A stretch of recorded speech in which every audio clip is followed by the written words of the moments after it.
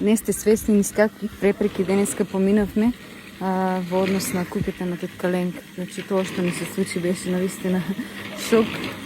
Секое утро нели сакаме нешто ново да направиме, но најдуваме на пречки, видејќи куќата навистина во тешка состојба и буквално ние сме ја спасили, или како, ако може да се каже, ја спасуваме. Еве го Даре.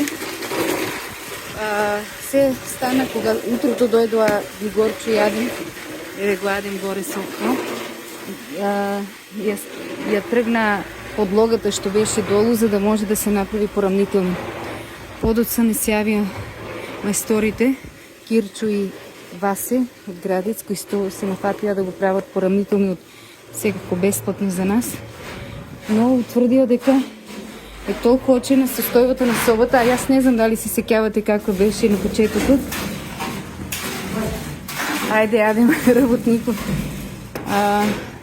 Така да требаше да се стави и мрежа. Ваква мрежа и некои други пропратни работи, за да може да се заштити, видејќи ако се стави само цемент, може да постои опасност повторно да се тоа да пропадне. Значи буквално сме спасили собата од пропаѓање, односно ја спасуваме. Што се случи потоа? Проблем? Трај, голем проблем. Ама таа соба стварно била многу тешка состојба. Ја видех зад шифонјер. Те топите се распукале. И викам, ово ќе падне. Значи ние сега покушуваме да спасиме. Со тоа и целата куќа, бидејќи таму беше најлоша состојбата. Да. И сега баш кажувам што се случи од сабајле, дека имавме препрека, го ја донесовме мрежата. Гоцката од оската ни излезе во пресред недела, но што да ни прави, отвори за да ни даде мрежа, Глигорчо беше по неа. Само што стигна со мрежата, па им затреба и цемент, па и јас ја најдов првата жртва на улица, тоа беше Митла Павлов, да ми помогне, и Гоцката буквално на вториот пат ни даде да се самопослужиме. Сами си земаме и си зедовме цемент. Да, товаривме во мојата кола, бидејќи сакавме денеска да искористиме луѓето, сите одат на работа, да нели денеска повеќе може да се заврши голема работа и затоа нели поголема екипа сме.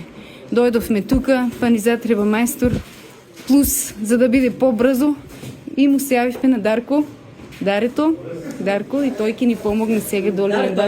Многу арно. Значи сите се добри и градечани ни покажа голема хуманост, милосрдие со нивните сограѓани. Немам зборови да ви опишам колку со каква љубов го прават тоа.